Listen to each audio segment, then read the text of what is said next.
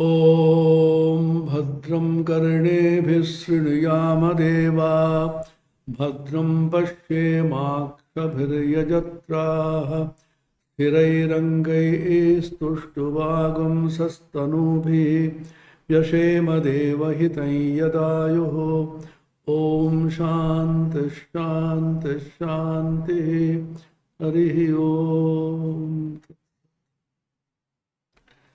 Mandukya Upanishad is the smallest but most powerful. It is said in the Muktika Upanishad that if you want to understand Vedanta, just the study of the Mandukya Upanishad is enough. It contains only 12 mantras. And every one of these mantras is replete with the deepest meaning.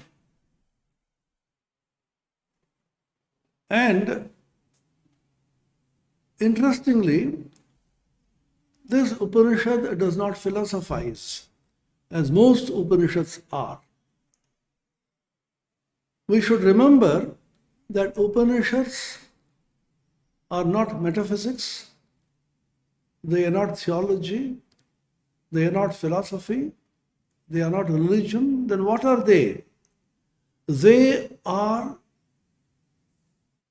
profound answers to certain simple questions that we ask in everyday life, analyzing our daily experiences. This has to be very clearly borne in mind.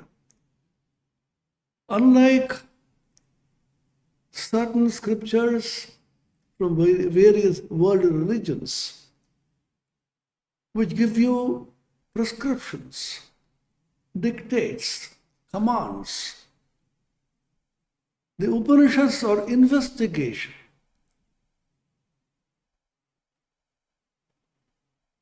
Vedanta Sutras of Vedavyasa, which is called the Vedanta Darshana, begins with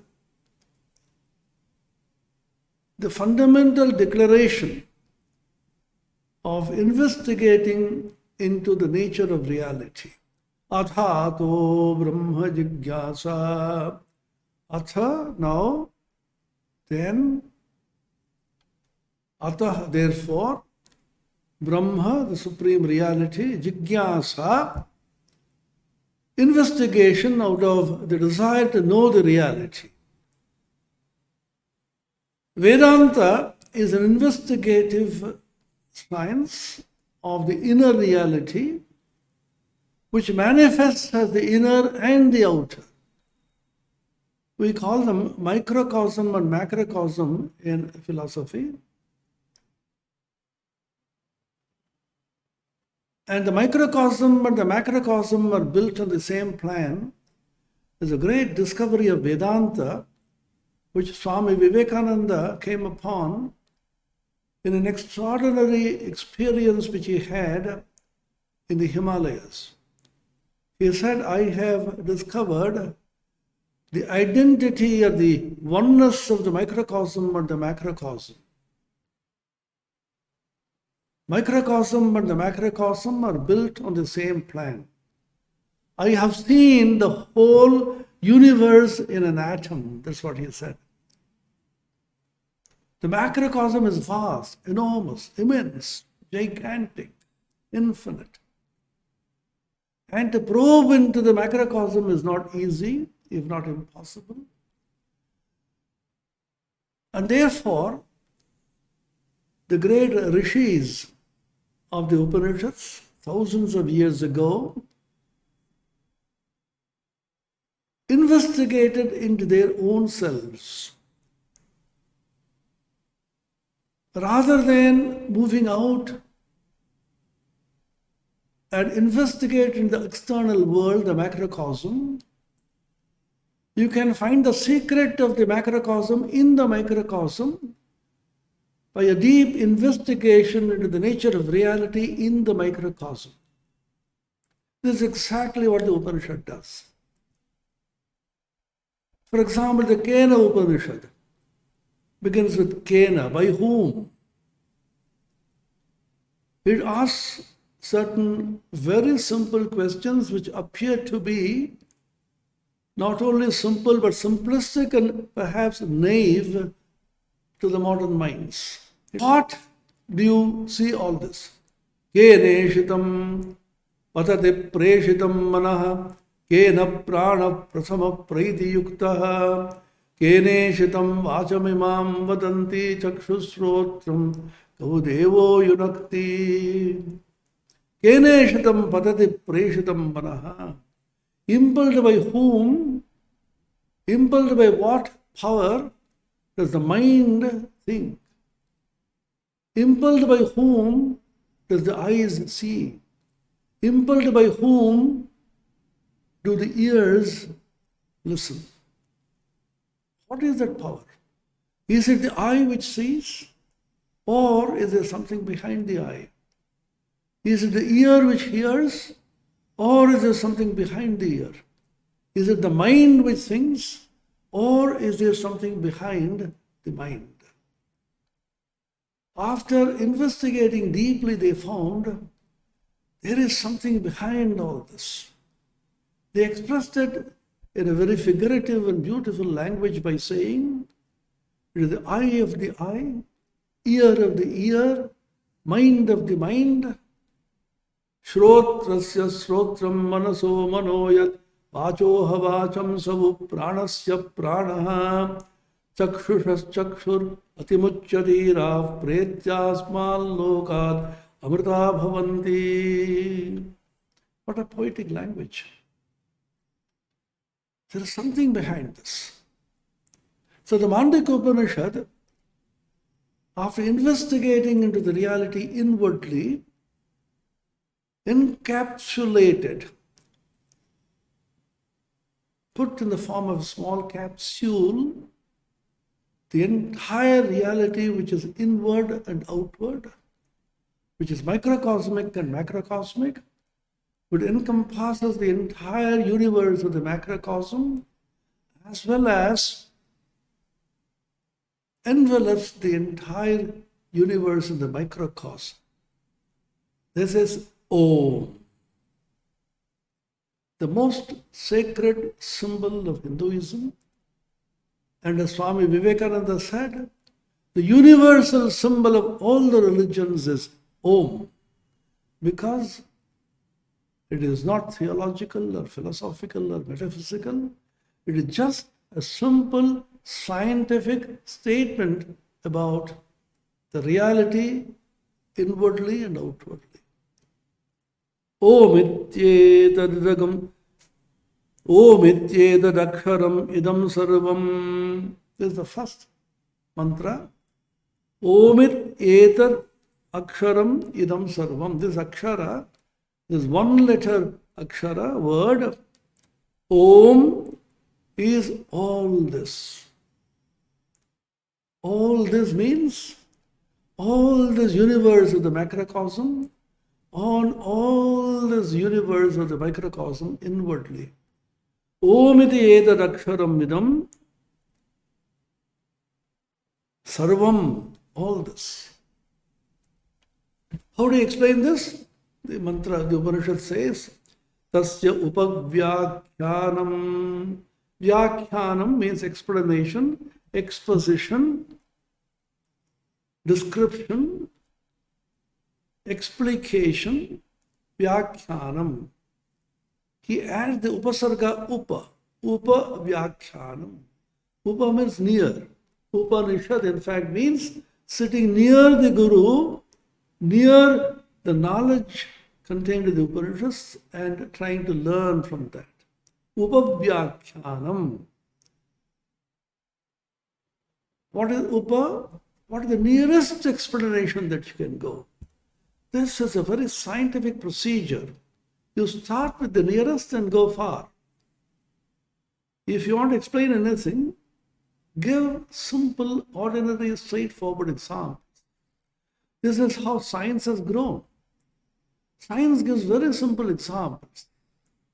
What you actually see near you in and around you. Upavyakhyanam. And this single syllable Om, which is going to be explained here as one of the nearest, has several dimensions. What are the dimensions through which we pass every day? We are positioning ourselves in the cosmos. This is what science tells you. We have to find your position in the cosmos. Where are you? What are you? How are you? What is the cosmos? The cosmos comprises time and space. Desha and Kala, that is a Sanskrit word. You position yourself. I am here. That's called coordinates. And it is not sufficient that you position yourself in space. You also have to position yourself in time. I am here. These are my coordinates, longitude and latitude. And I am now here. Now is time. Here is space.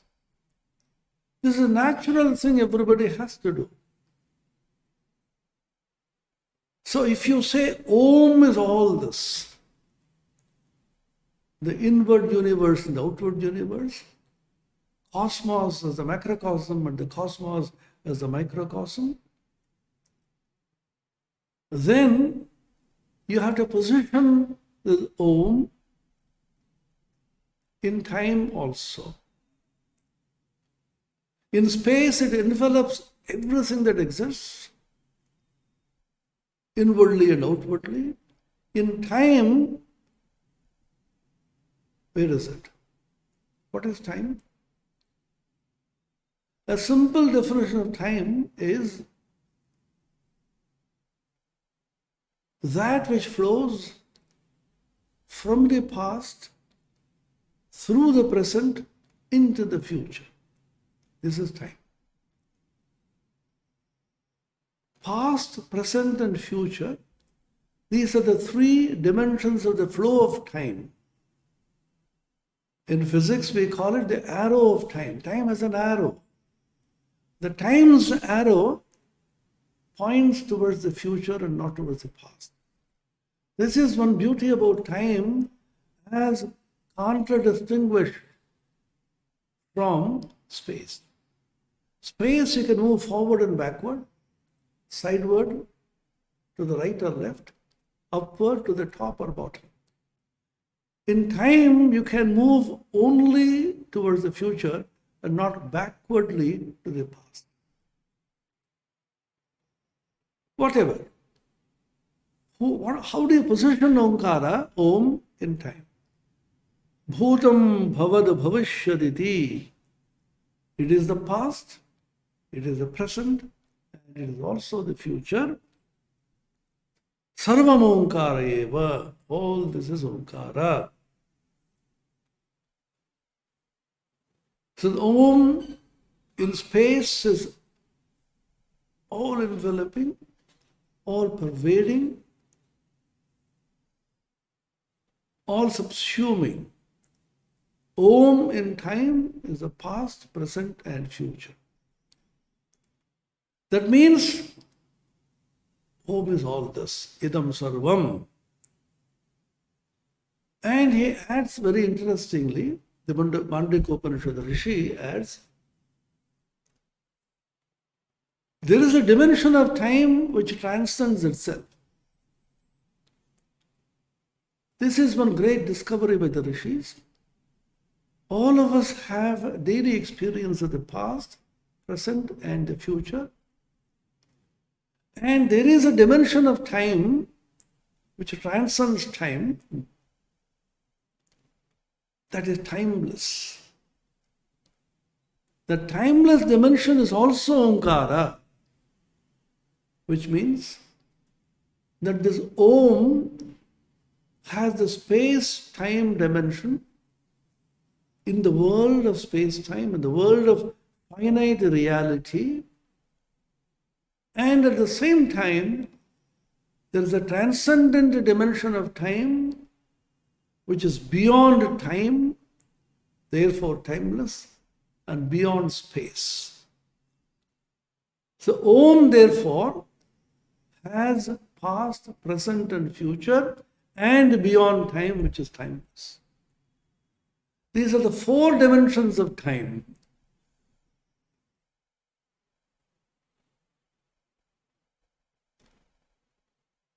So this is a very deep discovery through analyzing the existing world. Remember, the Upanishad is not introducing any theological, metaphysical concept, a supernatural idea. It just says all that is here, which is space and time, is Om, and there is a dimension which is beyond time, the timeless dimension, which also is Om. Upavyakyanam, this is the nearest. This has to be understood by saying that Om is the name of the infinite reality called Brahman. Brahman is a name given to the infinite reality. Because anything that you have to grasp in this world has to be named first. You give it a name. I. This is a name. We constantly talk about I and me. It's a name given to the entity which I am. What is the deepermost reality about my existence and dimension has been deeply analyzed and discovered. It's called Aham, I, which in reality is the Atman. Atman is a name given to I. Aham is the name given to Atman, and Om is the name which is given to Brahman. Why these two realities? As we just now discussed, the reality in the microscopic world, microcosmic world, which is me, which is the I, that reality has been discovered as Atman, and the reality of the macrocosmic world has been named as Brahman. These are not mere theories. These come of deep experiences by investigation, jigyasa, questioning, investigating, diving deep within. Everybody says I, all the time. What is the nature of this I? The Upanishad is urging all of us to discover this because that is the dearest to all of us. Why should you investigate? Why should you study the Upanishads? A simple question which every day we ask. Don't you wish to study about something which is dearest to you? You love somebody, he or she is very dear to you. Quite naturally, you would like to know everything about that person, about that thing.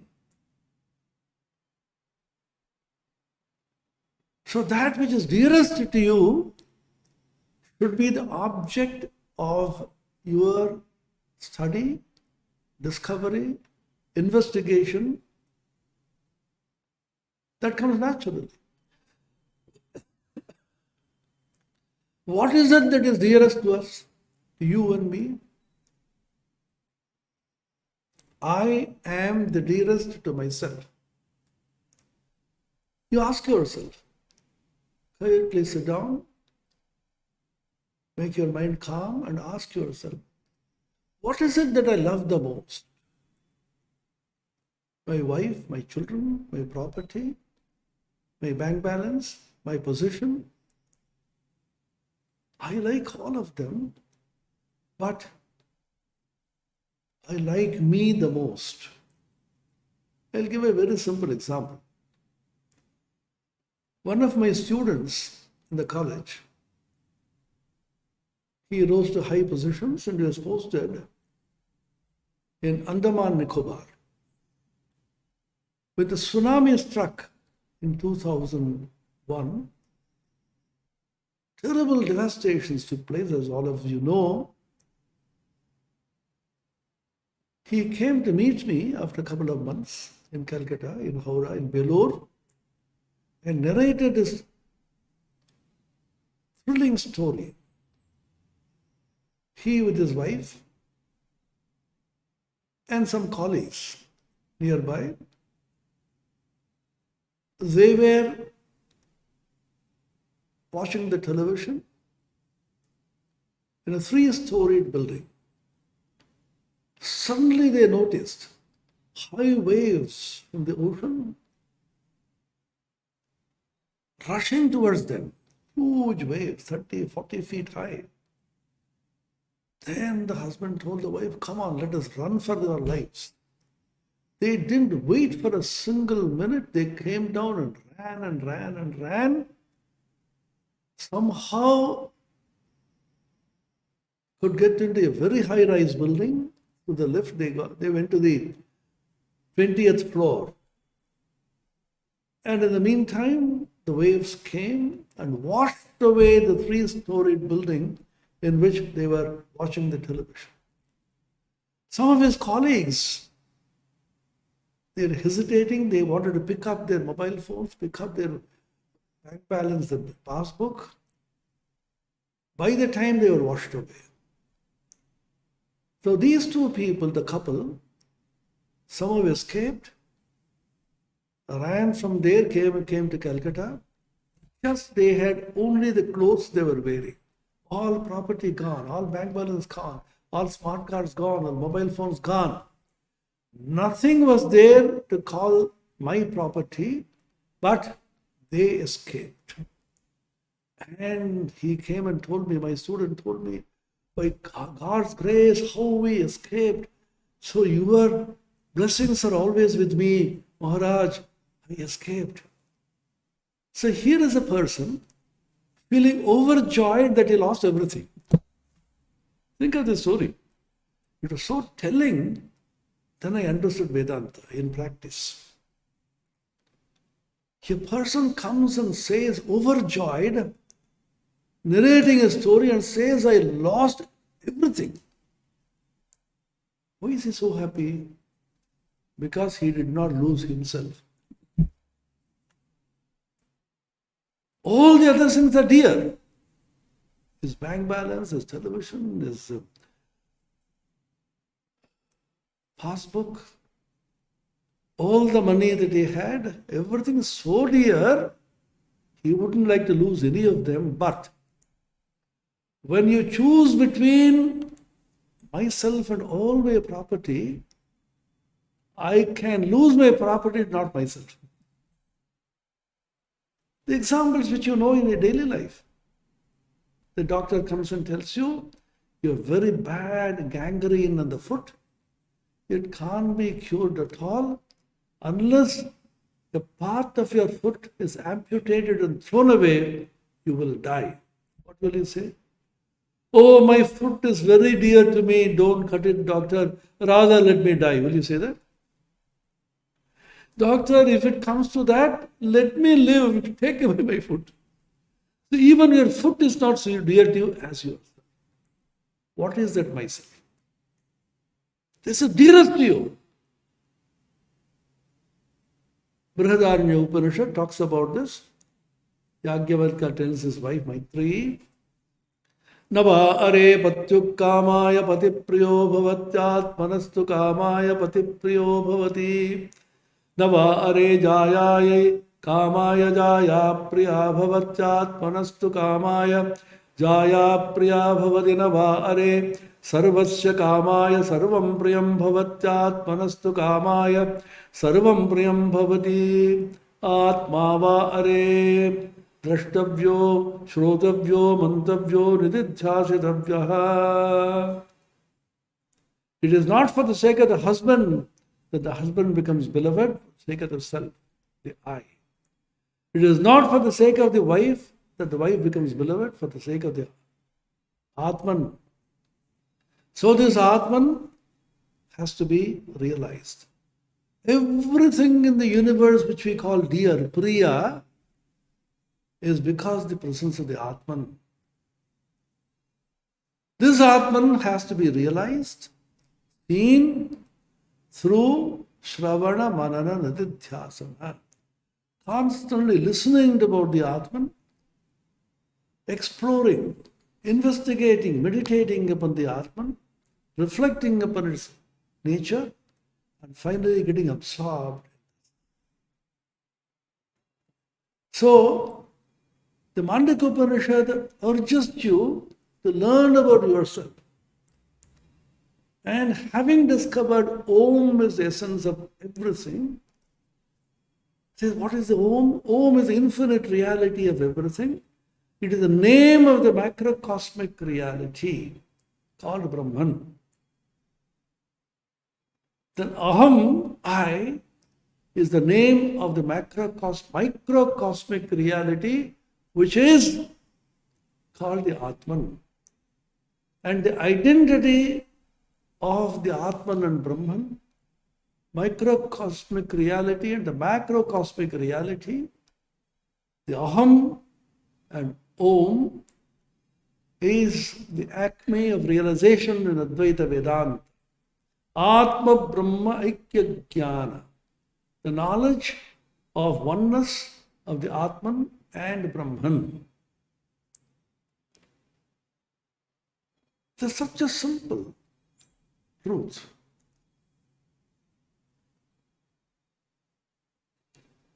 Sarvam hi etad Brahma, ayam Atma Brahma, soyam Atma Chatushpat. The second mantra, he said, Omityetad aksharam idam sarvam, the first mantra.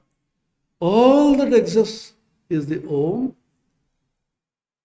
And the second mantra, he says, Sarvam hi etad Brahma. Om is Sarvam and Sarvam is Brahma. So which means Om is Brahman. A equals B, B equals C, and therefore A equals C.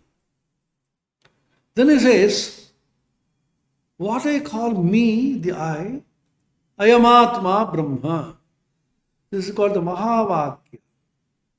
There are 4 important Mahavakyas in the Upanishads which talk about the identity or the oneness of the Atman and Brahman, the microcosmic reality and the macrocosmic reality. These are called Mahavakyas because they talk about the identity of the individual and the collective, microcosmic and the macrocosmic, the relative and the absolute. What we call the relative world is Brahman. We see only the manifestation of Brahman through all these names and forms. Apart from the names and forms, all that exists is only Brahman. I am Atma Brahma. The Atman, what you call the I, is actually the infinite reality which is Brahman. So what is the equation? Simple equation. Omityeda aksharam idam sarvam. Om equal to sarvam. Sarvam equal to Brahman. And therefore Om equal to Brahman. I am Brahman equal to I am. This is the Atman. So we get a simple equation. Om equal to Sarvam equal to Brahman equal to Atman. So Atman and the Brahman are identical. And Om and Brahman Atman are identical. So Om is actually the Atman which is me, the microcosmic reality. And Om is Brahman which is the macrocosmic reality. which is a very interesting observation. You are not asked to negate this world as unreal. You are not asked to transcend all this relative existence. We are asked to see the absolute reality, the macrocosmic truth in and through the microcosmic reality, which is the Atman. Don't reject all this. Don't try to even to transcend all this. In and through the reality which is microcosmic, the Atman, you realize the macrocosmic which is the Brahman, and ultimately come to the realization that Atman and Brahman are identical. This appears to be somewhat philosophically abstract and difficult to realize. No, it's so simple. Then the Rishi says, what is the way to realize this? Once again, analyze your daily experience. You don't have to go to any book. You don't have to study science or philosophy or religion. No, just analyze yourself, analyze your life. Now we have come to understand this Atman, whose name is Aham, and the Brahman, which name is Om, are the same. How do you know? Analyze, investigate. We can't investigate with the macrocosmic, vast, infinite, immense Brahman, but we can investigate into my own real nature, which is Aham. It's very easy. I am sitting here. All of you are listening and sitting somewhere. Just find out. I am sitting. Who is sitting here? I. What is the I? Is it the body? Is it 2 hands or feet? Is it flesh or bones? Is it the mind? Is the intellect? What is that I? We do not know, because we have to investigate into the nature of I through I. That is the beauty. That's why it appears to be very tough. I have to investigate into my own real nature through me and by me. Then the Rishi says, come on, I'll give a simple procedure. What is that? What do you do in every day? Every one of the beings, not only human beings, whatever his position, whatever his status, whatever wealth or riches that he may have, every one of us has to go through the state of waking, the state of dreaming, and the state of deep sleep. I feel so terribly tired, let me sleep. Why is it that everybody is longing to go to sleep? What happens in sleep? What happens in dreaming? What happens when you are awake? I'm talking to you. You are listening from somewhere. This is called the waking state, in which both of us are awake, hopefully. Hope I have not put you to sleep. You are awake and listening. You are awake and talking. You are awake and eating. You are awake and playing. You are awake and driving, doing all kinds of jobs. This is what you do, I do in my waking state. I come home, exhausted, terribly tired, sleep. Sleep off. Then create a world inside. Think of this. Think of the enormity of myself. I have created a huge world within me, in which there are palaces and there are cars and there are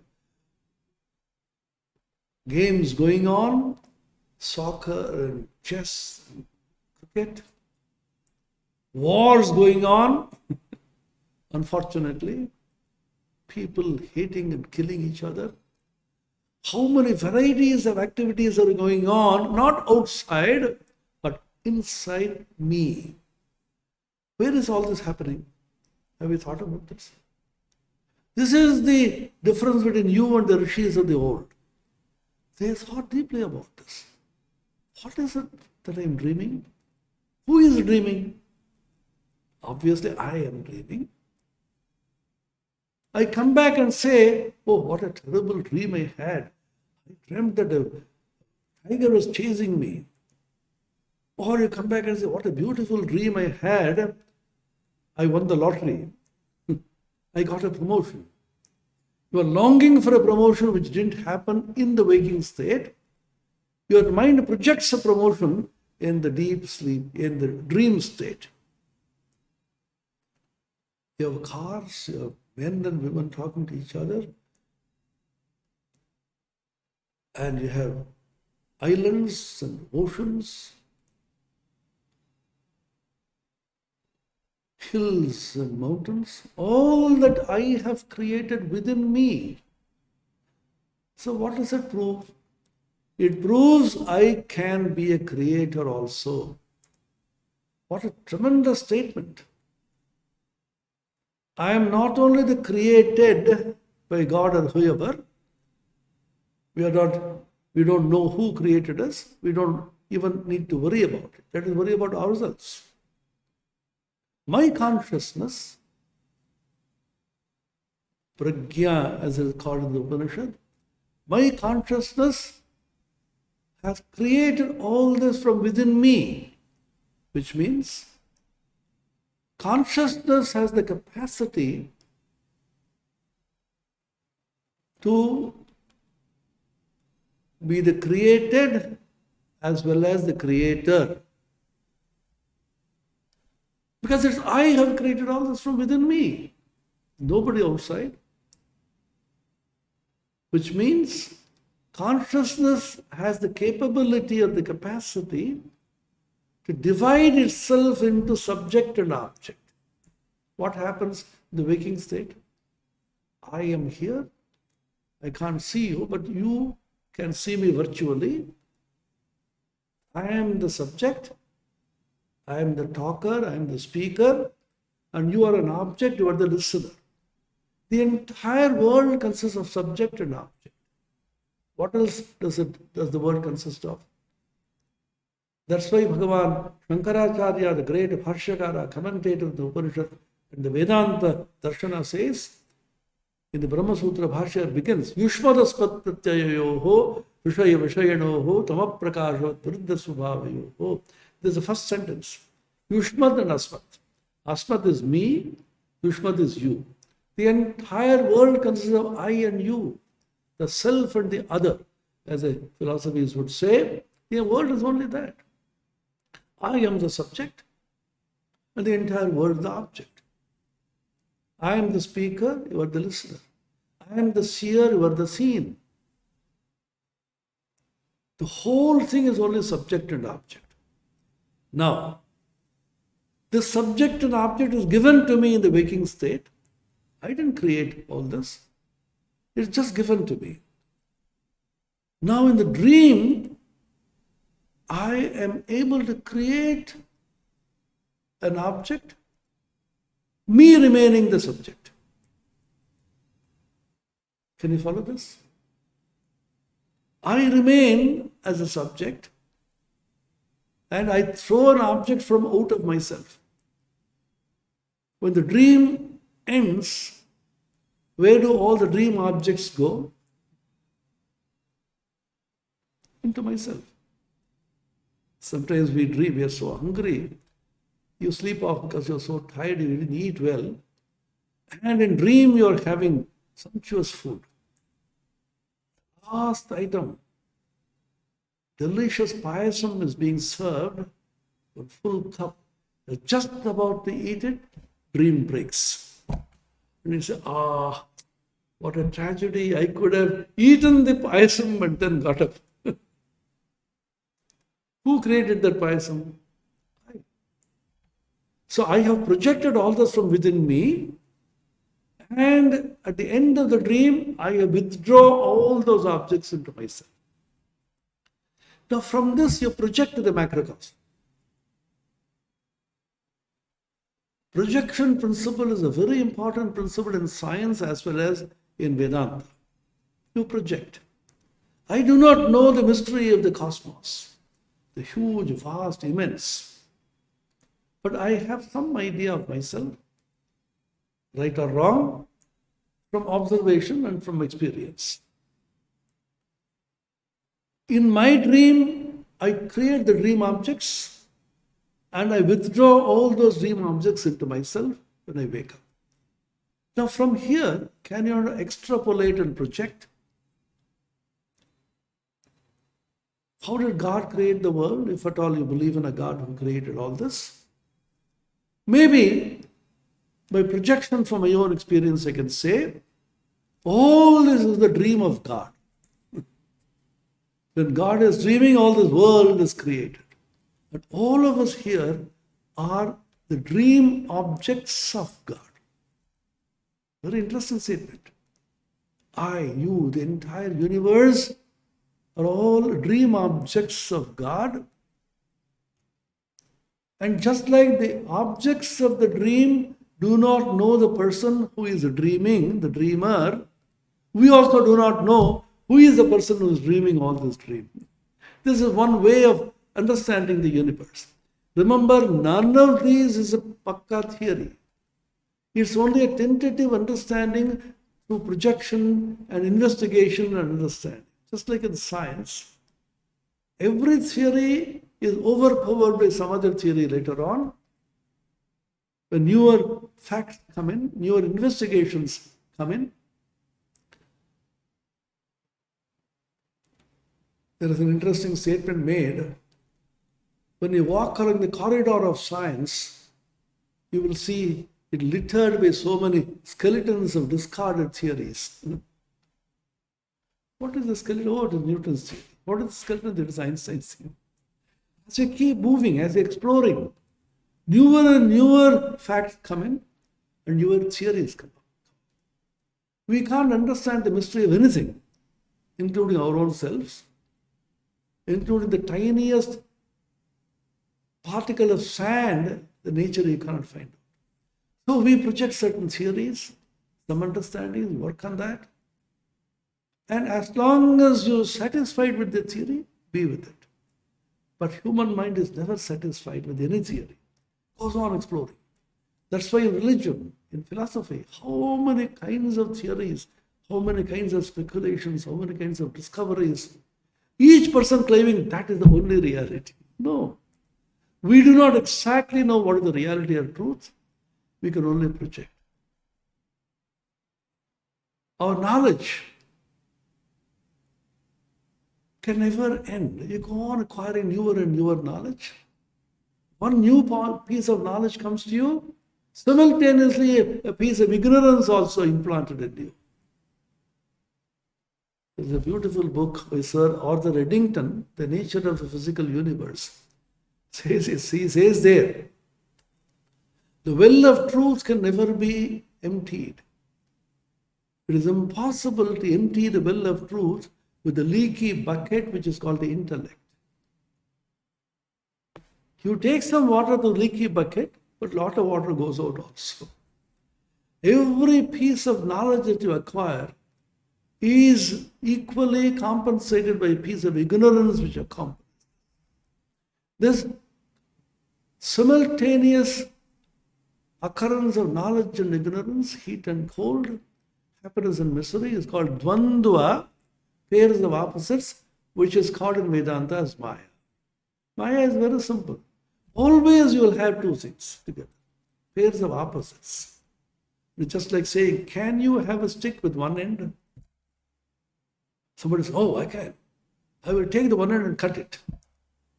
Then another end appears there. The nature of a stick, it has to have two ends. The nature of the world, nature of reality outside and the reality inside, which is in space and time, has to be of the nature of pairs of opposites and Maya. Therefore, what I call aham, I am Atma, is the same as Brahman, and all this is Brahman, and this is Om. Now we ask the question, if this is Om, what are the dimensions of Om? Om equal to aham is also Brahman. I can't reach Brahman, I can't even think of it. So let us catch hold of aham, which is me here, sitting. I ask myself, what are the dimensions of experience I pass through?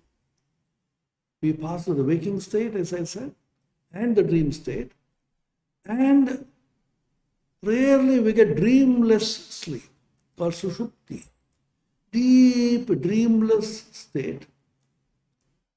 The kind of experience one can have when one goes through anesthesia.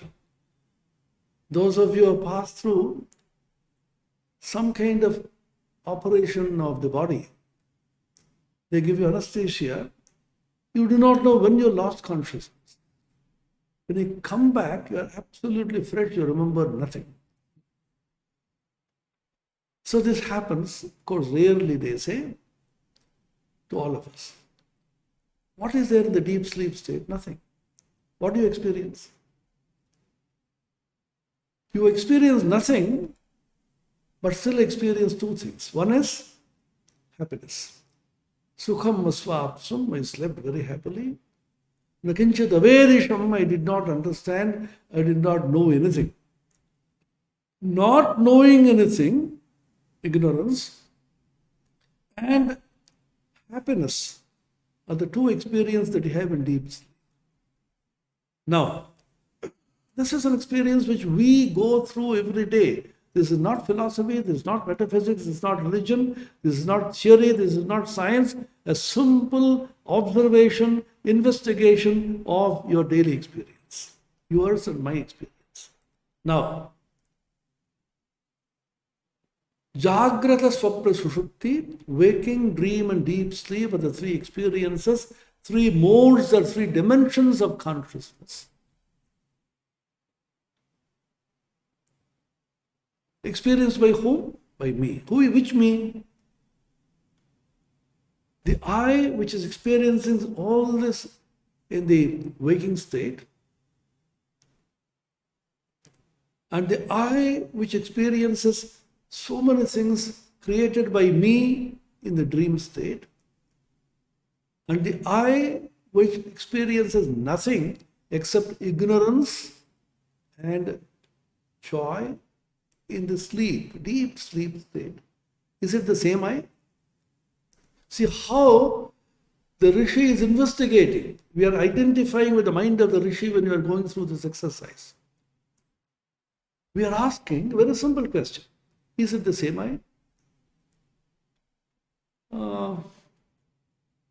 Maybe same, maybe different, but you have to answer. You have to investigate, you have to find out. You have to question. If you say yes, let us find out the consequences. If you say yes, it is the same I, what do you know? How did the waking I, we call it I1, know about the experience of the deep sleep I, I3, or the dream I, I2? I2, I1 and I3 respectively associated with the dream, waking and deep sleep. All of them are communicating with each other, it appears. How does one I know about the experience of the other I? Therefore, you have to necessarily come to the conclusion that there is one big I whose modes are I1, I2, I3. This is a scientific, logical conclusion you are forced to take. This is not religion or philosophy. You are forced to take this conclusion. Why? Upanishad is so logical, rational, scientific. It's because of this investigation into the nature of your experience. So I1, I2, I3, respectively the waking I, the dream I, and the deep sleep I should be thought of as modes of one big I, which does not participate in any of these experiences, at the same time allow these experiences to go through on the screen, which is the big I. Simple. You have a white screen on which you see the cinema, the movie. The moment you switch off the light, nothing there, only screen.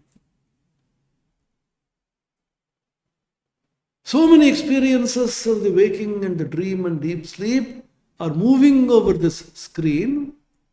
The screen is absolutely white, non-participating entity which does not identify itself as I1, I2, I3, but at the same time allows the experiences of I1, I2, I3 to play upon it. And this white screen is all that exists. All the play on this is only a reality as far as it goes. As far as the cinema goes, it's a reality. Nothing beyond it. Can the experiences of I1, I2, I3, the cinema, exist independent of the white screen? No. Can the white screen exist independent of the experiences of I1, I2, I3? Yes. So that is the only reality. It is non-participating witness. What is the nature of that? I1, I2, I3, all the three of them are within time, within space.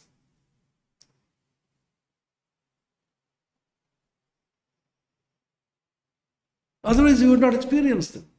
Our experience means it should be within space and time. But the non-participating witness, which is the screen, is beyond this because it does not worry about what kinds of cinemas are playing over it. Suppose you go to the cinema theater and look at the screen and tell the screen, yesterday you had that movie, today you're having a different movie. Which one do you like most? The screen will tell you, I have nothing to do with anything. Today something was projected on me. Yesterday something else was projected. Tomorrow something was projected. I have nothing to do with all this. This is your real life, which plays as I1, I2, I3, non-participating in any of the experience of I1, I2, I3, and witnessing all of them, and beyond the experiences of I1, I2, I3, and therefore beyond time, that is called here Yachanya Trikalatitam. The first mantra, Tadapi Omkara Eva. That's a dimension of Omkara. So Omkara has 4 dimensions. One is the dimension when it is playing, the I, the Aham, the Atman, is playing in the waking state. Second dimension is playing in the dream state. Third dimension when it is playing in the deep sleep state. And the fourth dimension when it is not playing at all. It is beyond, and beyond time, beyond space, and therefore beyond causation. Non-participating witness. Suppose you say, see the fire on the screen. You don't take a bucket of water and run to put out that fire. You see floods everywhere. You don't immediately order disaster management services because you know they are all playing on the screen.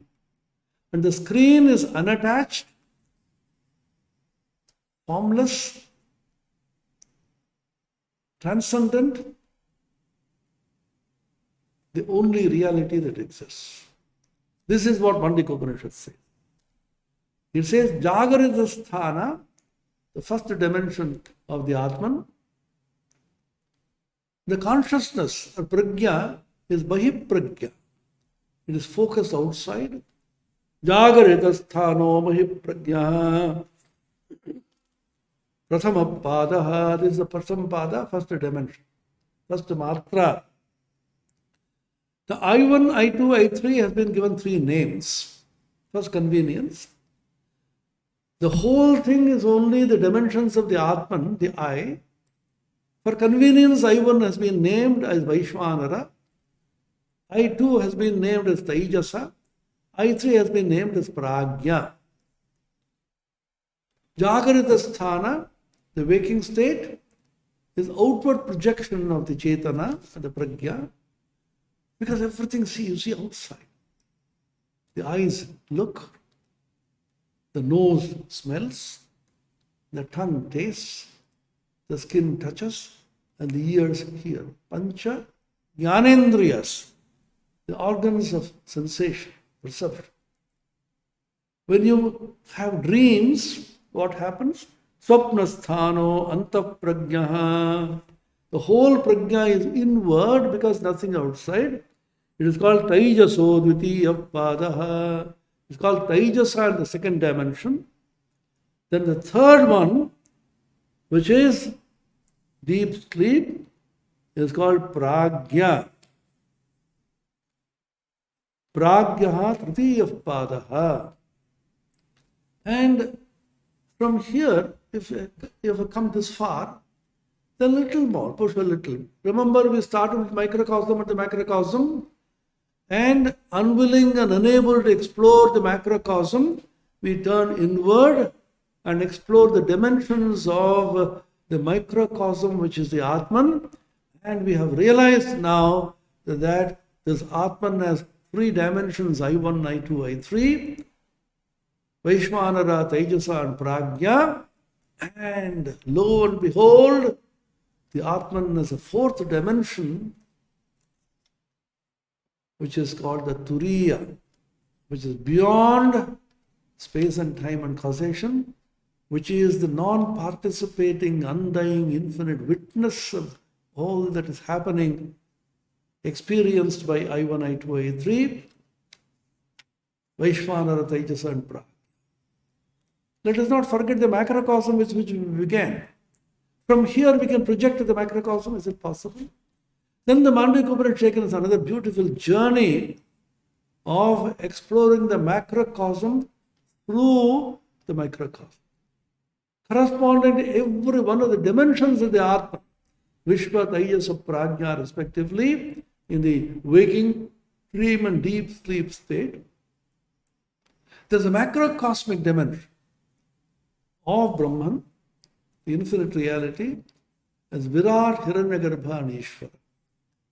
These are extraordinary discoveries by the Rishis, independent of any theology or metaphysics or religion, purely scientifically investigated, and which can be understood by you and me even now today without depending upon any book, depending upon any religious teacher, depending upon anything outside. Your book of life, the Atman, opens up, for which what is required is absolute purity of purpose. Focus completely upon investigating and understanding this great truth, and tapasya, penance. What does it mean? Manasascha indriyanam cha aikagryam paramam tapaha. Mahabharata is quoted in Vishnu Purana also. Shankaracharya quotes this very often. The mind and the senses. Aikagryam, complete total concentration on the object of investigation, is the supreme tapas. This is what the scientist does. We had the landing on the Chandrayaan. How much of tapas all these thousands of people who investigated into this must have made? Fine-tuning, changing, again investigating. They said sleepless nights they spent for days together, months together. Nothing is achieved without tapas.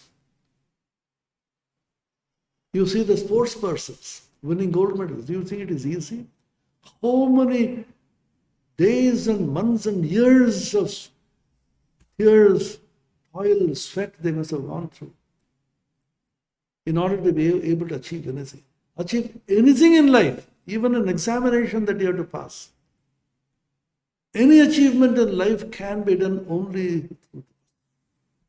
That's why this Brahman, the great mystery of the macrocosmic universe, which is simple because it's your own very self, the macrocosmic Atman, can be realized through tapasya. Tapasa brahma vijiggyasasva tapo brahmeti satabodapyada satabastapva. Taittiriya Upanishad. The disciple goes to the Guru. The disciple is the son, putra, and the Guru is his own father, the Pita. A great realization has come upon the teacher. He is a Brahmagya. He wants to impart it to his disciple who comes with eager question. Sir, please tell me. Father, Dad, please tell me about Brahman. Tapasa Brahma Vijiggyasasva. You will know Brahman through tapasya, because an interesting statement follows. Tapas itself is Brahman. Tapas is the means to Brahman, and tapas also is Brahman. The means and the end coalesce. The experiences of Jagrat, Swapna, Sushupti lead you to Brahman, and therefore they are called Pada. Chatushpada, Shankara says in the commentary, first three of them, Jagrat, Swapna, Sushupti, in time and space, these lead you to the highest, which is beyond time. Therefore, Padyate Anena iti Pada. Because they are the steps which lead you to the highest, therefore they are Pada. What about the last one, the fourth? They don't lead, that's the top, that's the acme, that's the realization. He says, Padyate iti Padaha. That which has been attained is called the fourth. So these are four padas or four dimensions or four matras of Brahman. And remember, Jagrat, Swapna, Sushupti realizations, experiences in time and space should not be rejected as useless. They are the steps which have led you to the highest, which is Turiya. The steps need not be rejected and should not be rejected, cannot be rejected. Sri Ramakrishna gives a beautiful analogy to this with which I stop. He says, you climb through the steps to the roof. You want the roof, that is ultimate. And you are eager to get to the roof. Step 1, the staircase. So, no, this is not the roof. Step 2, is this the roof? No. Step 3, this is not the roof. You keep on rejecting. It's called neti, naiti. This is not Brahman. This is not Brahman. By rejecting one step after the other, reaching the roof, you say, the roof is made of the same substance, brick and mortar. As the steps, both of them are made of the same substance. One is called the step, nama. It is a different rupa form, and the roof has a different name, nama, called the roof, and the different rupa form. If you take away the nama and rupa, the steps and the roof form the same substance. So the entire world is only the form of Brahman. Sarvam khalvidam Brahma, what the Chandaka Upanishad says. Drishtim jnanamayim kritva pashed brahmamayam jagat. Shankara says, if your drishti, if your vision is jnanamayi, saturated with divine knowledge, the tremendous hunger and curiosity to be able to penetrate into the deeper secrets of this universe, which is macrocosmic and microcosmic. If your vision is oriented towards that, you see the whole world as Brahman. Nothing is rejected, everything is accepted, and all is subsumed in one small capsule called Om. This is the greatest secret of this Upanishad, which is in fact not a secret because it's my own self. How can myself be a secret to me? You may hide so many secrets from me, but I cannot hide my secret from myself. What is the greatest secret? Which is me. I investigate and find my great wonder. What I call I, Aham, is the same as the vast universe is Brahman. And I say, Aham Brahmasmi, Ayamatma Brahma, Tattvamasi, Prajnanam Brahma, great Mahavakyas, the great Advaita realization in which I say, realize, feel, contemplate, and get absorbed in this infinite reality, which is the vast Brahman, macrocosmically speaking, and which is the same as the microcosmic Aham, which is the Atma. Om Shanti Shanti Shanti Harihi Om Tat Sat Shri Rama Krishna Arpanamastu.